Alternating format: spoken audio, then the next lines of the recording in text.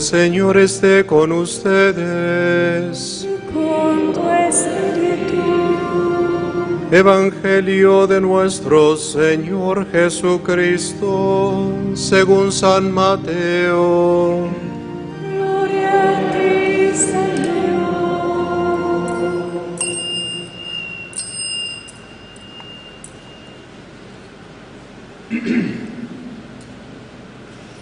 Este fue el origen de Jesucristo.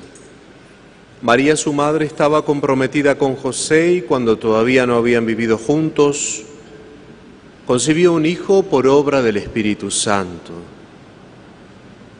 José, su esposo, que era un hombre justo y no quería denunciarla públicamente, resolvió abandonarla en secreto. Mientras pensaba en esto, el ángel del Señor se le apareció en sueños y le dijo: José, hijo de David, no temas recibir a María tu esposa, porque lo que ha sido engendrado en ella proviene del Espíritu Santo. Ella dará a luz un hijo, a quien pondrás el nombre de Jesús, porque él salvará a su pueblo de todos sus pecados.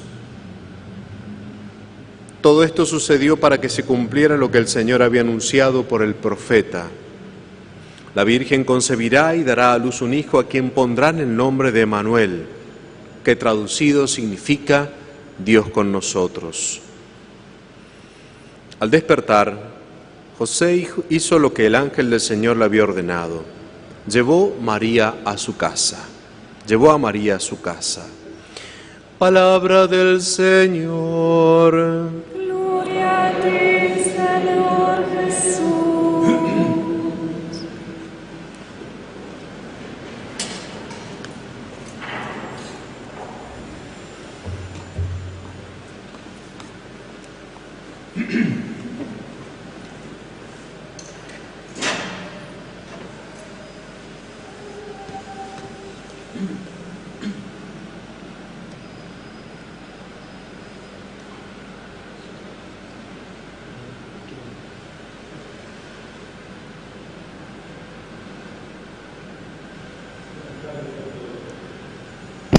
Buenas tardes a todos.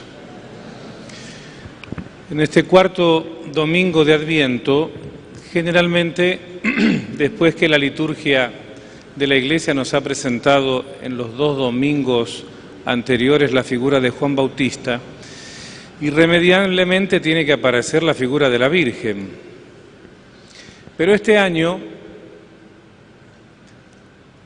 providencialmente, junto con la imagen de la Virgen que aparece tímidamente mencionado en el Evangelio, hoy el personaje principal es José.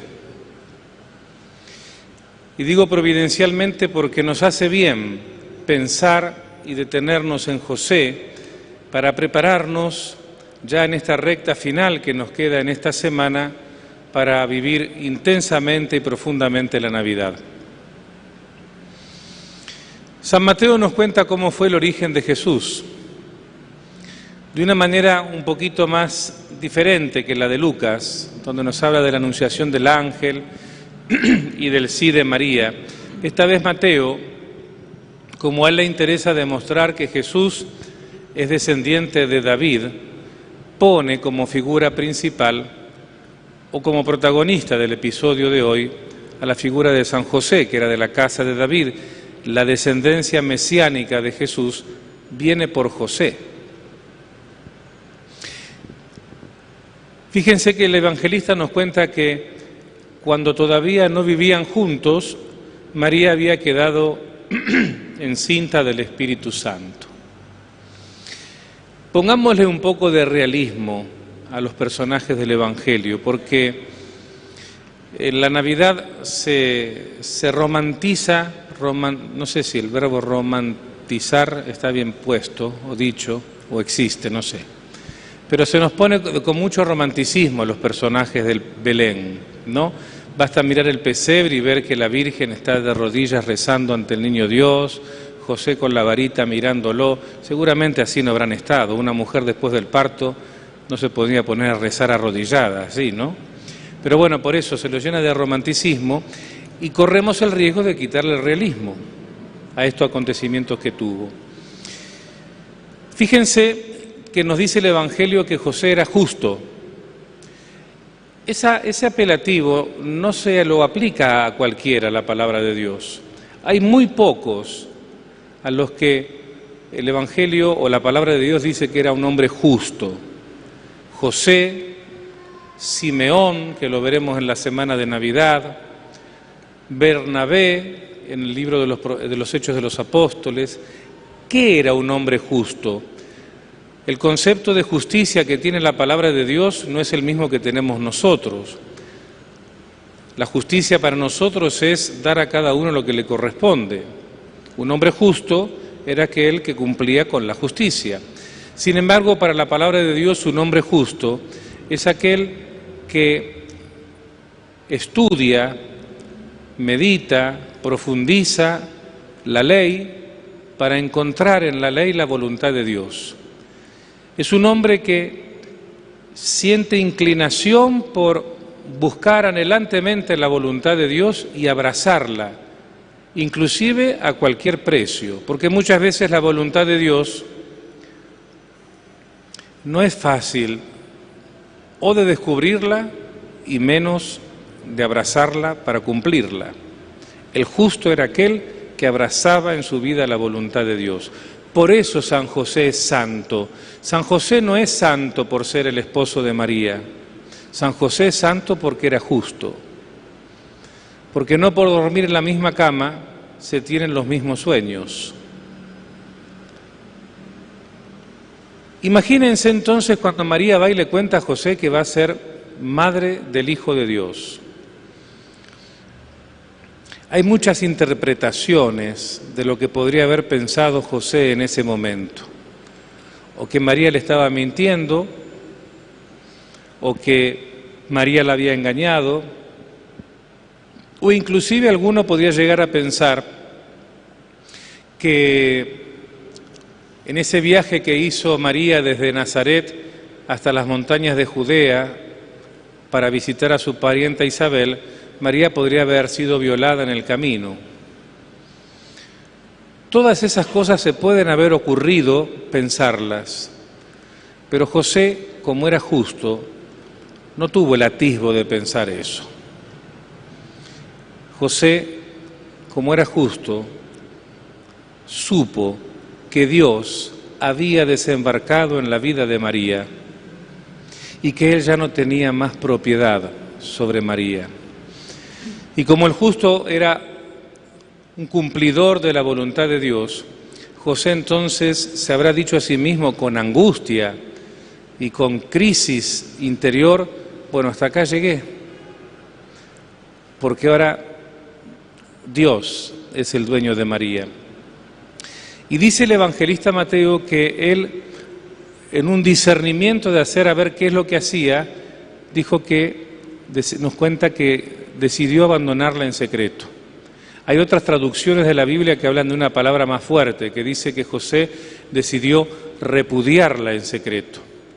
El repudio era un documento que existía legalmente en el Antiguo Testamento, por el que el hombre podía despedir a su mujer, sobre todo si le había sido infiel. Y lógicamente escribir un documento de repudio en la que precisaba 2 testigos para que eso tuviese validez, llevaba consigo la pena de muerte de la mujer, sobre todo si había sido por infidelidad. Pero José no quiere hacer eso y quiere asumir él la culpa o la carga del qué dirán y decide abandonar a María en secreto. Nosotros hoy, ¿qué pensaríamos de aquel que deja embarazada a una chica y la abandona? Que es un irresponsable, o un cobarde que no quiere asumir las consecuencias de lo que hizo. Bueno, imagínense Nazaret, un pueblito chiquito, pueblo chico, infierno grande, los comentarios que habrán habido sobre José al querer abandonarla a María, y los comentarios de lástima o de vaya a saber qué sentimiento que habrá tenido María, pobrecita, embarazada y sin nadie que la proteja ni la sostenga. ¿Qué crisis habrá sentido José en su corazón?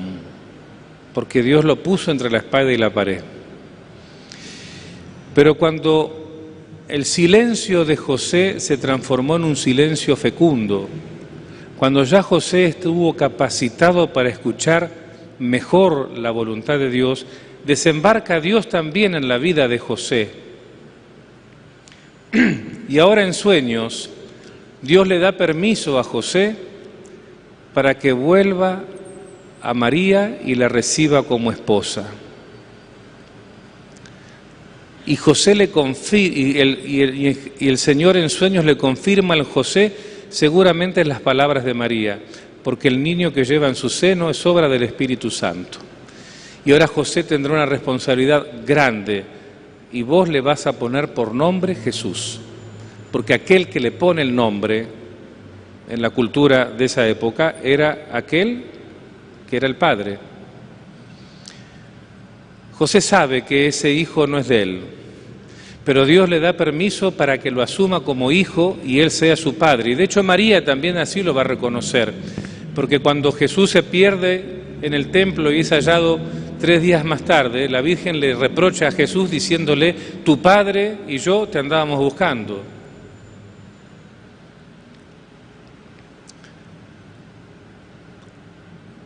Solo, en silencio, y repito, un silencio fecundo, es cuando Dios interviene.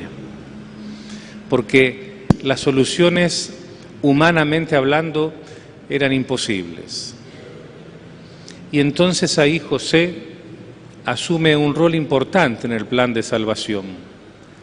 Fíjense que después de este sueño, ya Dios no le hablará, por lo menos así nos lo refleja el Evangelio, no le hablará directamente a María. Toda la revelación de la voluntad de Dios será a través de José y en sueños. Se le aparece a José en este sueño, después en sueños le dice que se vaya a Egipto porque Herodes persigue al niño, en sueños le dice en Egipto que vuelva a Jerusalén, y en sueños le dice que no vaya a Jerusalén, que se vuelva a Nazaret, porque el hijo de Herodes, Arquelao, buscaba también, era peligroso para el niño.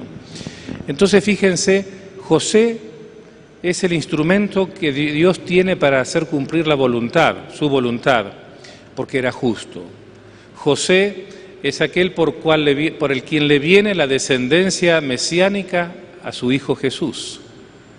José es aquel que no solamente ahora con el permiso de Dios asume la paternidad de ese niño, sino que también empieza a volver a vivir un proyecto de vida junto a María, un proyecto de vida que Dios se lo había truncado. Dios nunca le pidió a José que dejara de amar a María, pero sí Dios le puso en claro, con las evidencias de los acontecimientos, que María era propiedad de Él, y solo de Él. Pero José tenía permiso para recibirla como esposa. ¿Qué aprendemos de José? Varias cosas que nos pueden ayudar a vivir este misterio de la Navidad. Todos hemos tenido o tenemos o tendremos problemas en nuestra vida, en nuestro caminar, en nuestro discipulado, que muchas veces no nos va a dar el cuero como para saber resolverlo, ese problema, encararlo, vivirlo, abordarlo. ¿Qué hacemos? Porque elegir en esas circunstancias seguramente nos va a llevar a la equivocación. De José aprendemos entonces a madurar la situación en silencio fecundo. Cuando tengamos un problema y tengamos que tomar una decisión, pongámonos al lado a San José como gran intercesor para que Él nos ayude a saber discernir y que nos vaya mostrando el camino que tenemos que tomar. De José podemos aprender también la fidelidad a la voluntad de Dios. Si bien la voluntad de Dios, nos dice la palabra, tiene 3 características: es buena, es perfecta y es agradable, muchas veces nos cuesta descubrir cuál es la voluntad de Dios en nuestra vida. Y muchas veces cuando se manifiesta la voluntad de Dios, a veces esa voluntad de Dios va en dirección opuesta a lo que nosotros queremos. ¿Cómo hacer entonces para abrazar esa voluntad de Dios cuando no coincide con la nuestra? Y bueno, ahí se nota el talante de discipulado que estamos viviendo. Si queremos hacer la nuestra, no nos va a ir bien. Pero si queremos abrazar la voluntad de Dios, aunque nos cueste, ahí entonces sí tenemos la garantía, no del éxito, pero sí tenemos la garantía de la bendición de Dios en ese camino. De José también tenemos que aprender la delicadeza del cuidado que seguramente habrá tenido, y esto ya sí sin romanticismo, con el niño y con la madre, con su esposa, la Virgen. Un cuidado delicado, lleno de ternura, lleno de cariño, lleno de amor. ¿Por qué? Porque José tenía que moverse con la delicadeza de un cirujano, sabiendo que todo eso no era de él, era de Dios. Y Dios se lo había dado como custodio para que lo cuidase. Es como si hubieran puesto en las manos de José una copa frágil de cristal que José tenía que tener el cuidado de no romperla. Esa delicadeza le tenemos que pedir nosotros también a José para que nos ayude en nuestras relaciones interpersonales a ser delicados, a tener en cuenta más al otro que a mí mismo, a tener siempre una palabra de aliento, una palabra que consuele, una palabra que llene de esperanza. No sabemos qué palabras tendría José porque no pronuncia absolutamente ni una sola en el Evangelio, porque José hace silencio, y el silencio de José no es aquel silencio de aquel que no tiene nada que decir, es el silencio de aquel que tiene mucho para escuchar. Y ese es el silencio que tenemos que hacer en esta semana previa a la Navidad, un silencio, digamos así, josefino, un silencio de aquellos que tenemos mucho que escuchar, porque Dios algo nos va a querer decir, algo diferente nos va a querer decir en esta Navidad. Sabemos que este tiempo es un tiempo lleno de frases hechas: feliz Navidad, que Jesús nazca en tu corazón, que Dios te llene de alegría, gloria a Dios en el cielo y en la tierra paz a los hombres, todas frases muy lindas, pero que a veces la hermosura de la frase denota el vacío de contenido que tiene esa frase. Yo les puedo decir a ustedes feliz Navidad, y yo después me voy de acá, y si la verdad que ustedes vivan o no feliz la Navidad, ese será un problema de ustedes. ¿Ven? Como una frase que no tiene contenido. Por eso, más que decir frases, hagamos silencio, silencio fecundo, silencio de aquellos que tenemos mucho que escuchar, porque Dios algo nuevo va a querer decirnos en esta Navidad. Y para que podamos descubrir esa novedad de Dios en nuestras vidas, dejémonos sorprender por este Dios que es el Dios de las sorpresas. Así como se sorprendió José, así como se habrá sorprendido María cuando le anunciaron que iba a ser la Madre de Dios, y así de esa manera también asombrarnos nosotros ante un misterio inefable al que estamos todos llamados no solamente a vivir ni festejar, sino también a comprometernos con este misterio, para hacer que Jesús nazca en aquellos lugares donde hay violencia, donde hay vacío, donde hay oscuridad, donde hay odio, donde hay guerra. Que así sea.